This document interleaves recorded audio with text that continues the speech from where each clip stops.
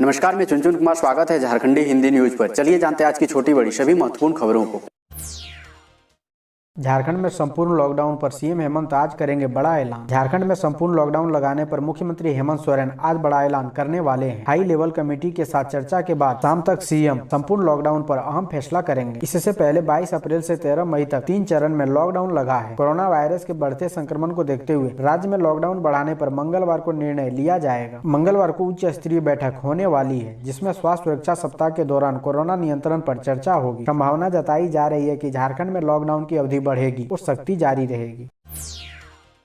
क्या फिर बढ़ेगा स्वास्थ्य सुरक्षा सप्ताह की अवधि? बीते 18 दिनों में मिले 1,08,987 नए मरीज। झारखंड में 22 अप्रैल से स्वास्थ्य सुरक्षा सप्ताह लगाया गया था, जिसकी अवधि 13 मई को समाप्त होने जा रही है। हालांकि कोरोना संक्रमितों की बढ़ती संख्या को देखते हुए राज्य सरकार एक बार फिर स्वास्थ्य सुरक्षा सप्ताह की अवधि बढ़ाने पर विचार कर रही है। ऐसा इसलिए है क्योंकि बीते 18 दिनों राज्य में 7,98,398 सैंपलों की जाँच की गई। इसमें 13.65% की दर से 1,08,987 नए संक्रमित मिले। इधर राज्य में अब तक 2244 मरीजों की मौत हो चुकी है, जो संक्रमित के कुल आंकड़े का 2.05% है। झारखंड में सरकारी स्कूलों के बच्चों का होगा ऑनलाइन टेस्ट। राज्य के सरकारी स्कूलों के बच्चों का ऑनलाइन टेस्ट होगा। बच्चे पिछली कक्षाओं के विषय और पढ़ाई के बारे में कितना कुछ जानते हैं और समझते हैं, इसका आकलन किया जाएगा। शनिवार को इसका आयोजन होगा। झारखंड शैक्षिक अनुसंधान और प्रशिक्षण परिषद इसकी तैयारी कर रहा है। राज्य सरकार ने छात्र छात्राओं में सीखने की कला का मूल्यांकन सह टेस्ट लेने का निर्णय लिया है। इसमें 2री से 9वीं कक्षा तक के छात्र छात्राओं को ऑनलाइन मूल्यांकन किया जाएगा। 1ली से 8वीं के जो कंटेंट पिछले साल दिए गए थे, उसी को आधार मानते हुए प्रश्न पूछे जाएंगे, जिसका जवाब छात्र छात्राओं को देना होगा। गुमला में कोविड नियमों के उल्लंघन पर 8 दुकानों को किया गया सील। अनुमंडल पदाधिकारी प्रीति किस्कू, चैनपुर एसडीपीओ सिरिल मरांडी व थाना प्रभारी अमित कुमार चौधरी ने जैनपुर मुख्यालय में स्वास्थ्य सुरक्षा सप्ताह के दौरान गैर जरूरी दुकान जैसे कपड़ा, इलेक्ट्रॉनिक, टेलर, जूता, चप्पल दुकानें खुले हुए थे, सभी को बंद कराकर सील कर दिया। वहीं कई दुकान जहां भीड़ लगी हुई थी, उन्हें जमकर फटकार लगाते हुए हिदायत दिया गया, अन्यथा उनके भी दुकानों को सील करने की बात कही।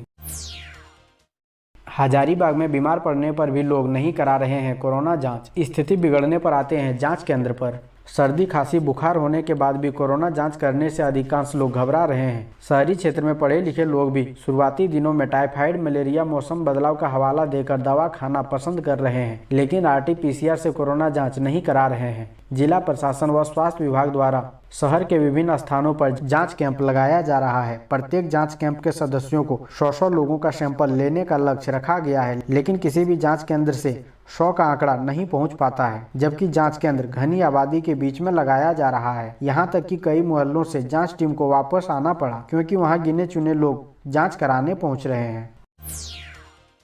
खत्म होने वाला है इंतजार। CBSE ने किया लिंक एक्टिव। स्कूल कर सकेंगे 10वीं का रिजल्ट अपलोड। केंद्रीय माध्यमिक शिक्षा बोर्ड से मान्यता प्राप्त स्कूलों के 10वीं के विद्यार्थियों के लिए अच्छी खबर है। Central school of secondary education ने कक्षा 10 का रिजल्ट देने की तैयारी शुरू कर दी है। बोर्ड ने रिजल्ट तैयार करने के साथ ही नतीजों का घोषणा का शेड्यूल भी जारी कर दिया है। इसके लिए CBSE ने ई परीक्षा पोर्टल पर एक लिंक डालकर उसे एक्टिव कर दिया है। बोर्ड ने देश भर के CBSE स्कूलों को यह निर्देश दिया है कि इस पोर्टल में विद्यार्थियों के मार्क्स अपलोड करना शुरू कर दें, ताकि ससमय रिजल्ट निकाला जा सके।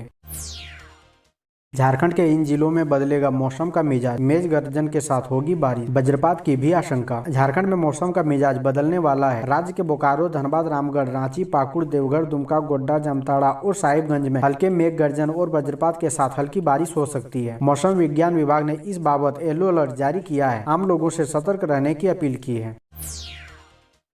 WHO का दावा, भारत में खतरनाक हो गया डबल म्यूटेंट वेरिएंट, मगर कोरोना का टीका उससे भी कहीं अधिक असरदार। विश्व स्वास्थ्य संगठन ने दावा किया है कि भारत में सबसे अधिक घातक कोरोना वायरस के डबल म्यूटेंट वेरिएंट पर भी कोविड का टीका बेहद कारगर है। भारत में कोरोना वायरस के खिलाफ बनाया गया कोई भी टीका लोगों को संक्रमण के खतरे से सुरक्षा प्रदान करने में पूरी तरह सक्षम है। उसका यह भी दावा है कि देश में अभी तक एक भी ऐसा मामला सामने नहीं आया है कि टीका लगवाने के बाद कोई व्यक्ति गंभीर रूप से संक्रमण का शिकार हुआ हो। विश्व स्वास्थ्य संगठन की मुख्य वैज्ञानिक डॉक्टर सौम्या स्वामीनाथन ने कहा कि भारत में तबाही मचाने वाला कोरोना का डबल म्यूटेंट वायरस काफी संक्रामक है। यह लोगों में काफी तेजी से फैलता है, लेकिन यह वेरिएंट वैक्सीन प्रतिरोधी नहीं है। इसका मतलब यह हुआ कि कोरोना वायरस वैक्सीन इस वेरिएंट पर भी पूरी तरह कारगर है और यह लोगों को संक्रमण से बचाने में पूरी तरह से सक्षम है।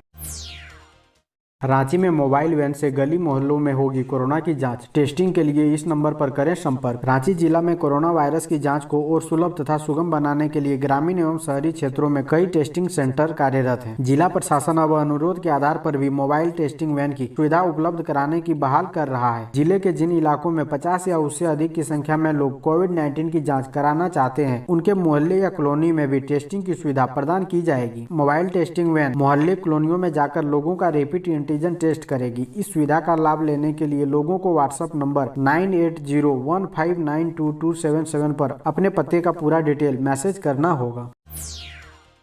झारखंड का रिकवरी रेट 10 दिनों में 3.67% तक बढ़ा। राजधानी रांची समेत इन 6 जिलों की स्थिति पहले से कहीं बेहतर। राज्य में कोरोना संक्रमितों की बढ़ती संख्या के बीच राहत भरी खबर आ रही है। कुछ दिन पहले तक जिन जिलों में ज्यादा संक्रमित मिल रहे थे, आज वहां ज्यादा स्वस्थ हो रहे हैं। नतीजतन बीते 10 दिनों में राज्य का रिकवरी रेट 3.67% बढ़ गया है। 1 मई को राज्य में कुल रिकवरी रेट 74.44% था, जो 10 मई को 78.11% पहुँच गया है। रिकवरी के मामले में 6 जिलों रांची, पूर्वी सिंहभूम, धनबाद, हजारीबाग, कोडरमा और सरायकेला की स्थिति बेहतर कही जाएगी।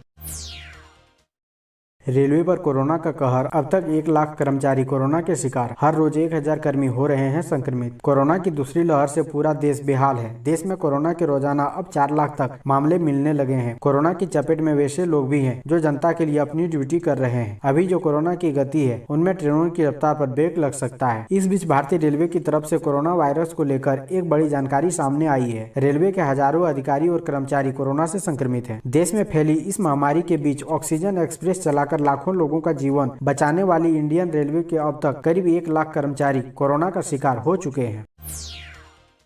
कोडरमा के KTPS अस्पताल को कोविड सेंटर बनाने की वकायदा शुरू। उपायुक्त ने की लोगों से ये अपील। उपायुक्त रमेश घोलप ने सोमवार को DVC के KTPS अस्पताल का निरीक्षण किया। उल्लेखनीय है कि कोविड-19 संक्रमण को देखते हुए जिला प्रशासन सजग एवं तैयार है। कोविड मरीजों को बेहतर चिकित्सीय एवं स्वास्थ्य सुविधा उपलब्ध कराने के उद्देश्य से जिला प्रशासन द्वारा युद्ध स्तर पर प्रयास किया जा रहा है। निरीक्षण के क्रम में उपायुक्त ने DVC मुख्य अभियंता सह परियोजना प्रधान उदय कुमार से अस्पताल से संबंधित जानकारी ली और अस्पताल की साफ सफाई का निर्देश दिया।